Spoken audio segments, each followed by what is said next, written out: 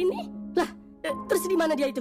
My name is Kona Alexandra. Biasa dipanggil Pak Kona. Setelah bertahun-tahun penuh perjuangan, Dot akhirnya berhasil menjadi seorang guru. Lebih dari itu, dua sahabat lamanya, Kona dan Peot, juga mengikuti jalan yang sama. Takdir mempertemukan mereka di Dokona School, tempat mereka dahulu menimba ilmu dan kini mengabdi sebagai pendidik. Later Belakang Conflict. Semua ini bisa terjadi karena satu momen penting. Pak Budi, kepala sekolah sekaligus mantan guru mereka, memenuhi permintaan Dot, yaitu mendamaikan Dot dengan ibunya, Bhumika, dan memberikan restu atas pilihan hidup Dot menjadi guru. Sebelum lanjut, mohon subscribe channel ini dulu teman-teman dan tonton sampai akhir supaya tidak ada kesalahpahaman yang terjadi. Hari pertama mengajar. Pada hari pertamanya mengajar, Dot duduk di depan kelas, mencoba memerankan peran barunya. Murid-murid menyimak, tapi pikirannya justru melayang. Perasaan bosan dan sesak mulai muncul. Godaan lama datang menghampiri. Kebiasaan merokok diam-diam di pojokan sekolah. Dot berdiri dan keluar kelas. Ia ingat bahwa hari ini juga merupakan hari pertama mengajar bagi Peot dan Kona. Tiga sahabat lama, dulunya dikenal karena kenakalan mereka, sering bolos, merokok di pojokan, dan tertawa lepas tanpa beban. Dot menghampiri kelas Peot lebih dulu. Sekilas pandang dan senyum nakal cukup untuk mengajak Peot keluar. Kebiasaan lama seolah memanggil kembali. Kemudian mereka menuju kelas Kona. Dengan satu ketukan dan tatapan penuh arti. Kona tahu apa yang sedang terjadi. Tanpa ragu, ia berpamitan pada murid-murid dan ikut bergabung. Mereka berjalan bertiga ke pojokan lama di belakang sekolah. Tempat itu menyimpan banyak cerita dan kenangan. Di sana, asap rokok kembali mengepul. Dan tawa mereka peka, seperti tak ada yang berubah. Namun dalam diam, mereka mulai menyadari, walau kini sudah dewasa dan berprofesi sebagai guru, jejak masa lalu belum sepenuhnya hilang. Di sisi lain, Pak Budi yang tengah keliling sekolah menyadari bahwa tiga guru barunya tak ada di kelas. Wajahnya berubah, cemas dan marah. Ai tahu pasti kemana mereka pergi. Dengan langkah cepat dan napas berat, Pak Budi melangkah menuju pojokan sekolah, tempat kenakalan lama sering terjadi. Dan tampaknya, masih hidup hingga kini. Langkah Pak Budi berhenti tepat di ujung koridor belakang sekolah. Suara tawa masih terdengar samar. Ia menarik napas panjang, menenangkan diri.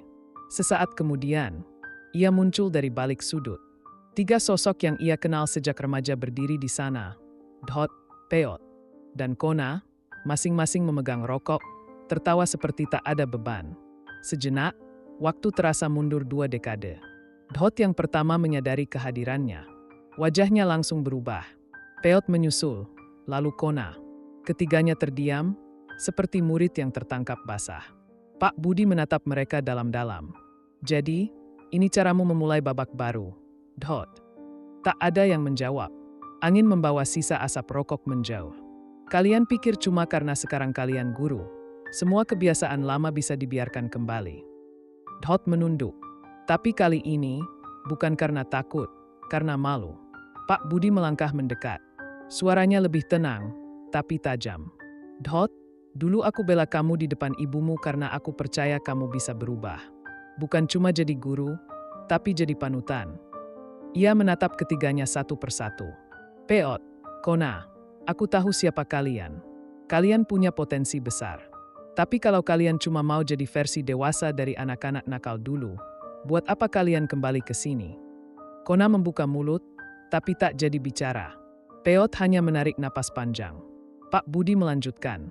Aku kasih kalian kesempatan kedua bukan buat nostalgia, tapi buat jadi orang yang kalian harap dulu kalian punya sebagai guru.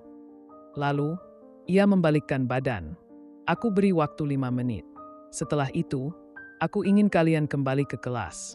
Kalau tidak, kalian tahu konsekuensinya. Tanpa menoleh lagi, Pak Budi pergi. Hening. 3 sahabat berdiri diam, rokok di tangan masing-masing tinggal abu. Dot membuang batang rokoknya, menginjaknya pelan. Dia benar, katanya lirih. Peot ikut membuang rokoknya, begitu juga Kona. Kita di sini bukan buat ulang masa lalu, ujar Kona. Kita di sini buat njibentak masa depan. Mereka saling pandang, lalu mengangguk. Tak ada kata maaf yang diucapkan, tapi semua mengerti. Masa lalu akan selalu jadi bagian dari mereka, tapi mereka bukan lagi remaja SMA yang kabur dari kelas. Ketiganya berjalan kembali ke kelas masing-masing. Langkah mereka lebih mantap, lebih dewasa. Satu kesadaran mengiringi mereka. Menjadi guru bukan tentang sempurna, tapi tentang terus berusaha jadi lebih baik dari kemarin. Hari-hari berlalu sejak insiden di pojokan sekolah. Dhot, Kona, dan Peot kembali ke kelas mereka, mencoba memperbaiki citra. Menjalani peran sebagai guru dengan lebih serius. Tapi, perubahan tidak datang secepat itu. Dhot mulai kesulitan mengendalikan murid-muridnya. Mereka ribut, suka bercanda, dan beberapa malah terang-terangan tidak menghormatinya. Di sela-sela itu, Dhot melihat bayangan dirinya dulu, murid yang keras kepala dan suka melawan. Di sisi lain, Kona yang mengajar bahasa Inggris berusaha membangun kedekatan dengan siswanya, menggunakan pendekatan santai dan kekinian. Tapi ia mulai menyadari satu hal. Beberapa siswa di kelasnya mengalami masalah yang lebih dalam daripada sekedar nilai jelek. Sedangkan Peot yang mengajar seni malah jadi favorit banyak murid. Gaya bicaranya yang nyeleneh, cara mengajar yang bebas dan ekspresif, membuat murid-murid merasa nyaman. Tapi itu juga jadi masalah. Beberapa guru senior mulai menganggapnya terlalu bebas dan tidak disiplin. Suatu hari, Dhot memanggil seorang siswa laki-laki bernama Raka ke ruang guru. Raka dikenal sering bolos, suka ribut, dan pernah ketahuan merokok di toilet. "Kamu pikir kamu keren karena bisa lawan guru?" tanya Dhot dengan nada tajam. Raka tersenyum miring. "Nggak jauh beda sama bapak dulu, kan?" Kalimat itu menghantam Dhot. Ia sadar, anak ini melihatnya bukan sebagai sosok guru, tapi sebagai cermin dirinya dulu. Malam harinya, Dhot duduk lama di ruang tamu rumahnya. Ia memutar ulang semua momen sejak jadi guru. Ia menulis di buku catatan kecil, "Mereka bukan aku. Tapi aku bisa jadi alasan mereka tidak harus jadi seperti aku." Hari berikutnya, Dhot masuk ke kelas dengan energi berbeda. Ia tidak lagi mencoba jadi guru yang galak atau sok asik. Ia jujur. Ia buka cerita tentang masa lalunya, tentang kesalahan-kesalahannya, dan tentang kesempatan kedua. Siswa-siswanya diam. Mereka mendengarkan. "Kalian bebas memilih jadi apa. Tapi enggak, setiap pilihan ada harganya. Aku udah bayar mahal buat bisa berdiri di sini." Sejak hari itu, kelas Dhot berubah. Tidak langsung sempurna. Tapi murid-murid mulai melihatnya sebagai seseorang yang pernah ada di posisi mereka dan berhasil keluar. Kona mulai membimbing murid-muridnya dengan cara yang lebih dalam. Ia mengadakan kelas, ngobrol, setiap minggu, tempat murid bisa bicara apa saja. Ia jadi tempat curhat, pelan-pelan jadi sosok yang dipercaya. Peot, yang hampir dipanggil wakil kepala sekolah karena metode ajarnya yang tidak sesuai SOP, malah mendapat surat dari orang tua murid.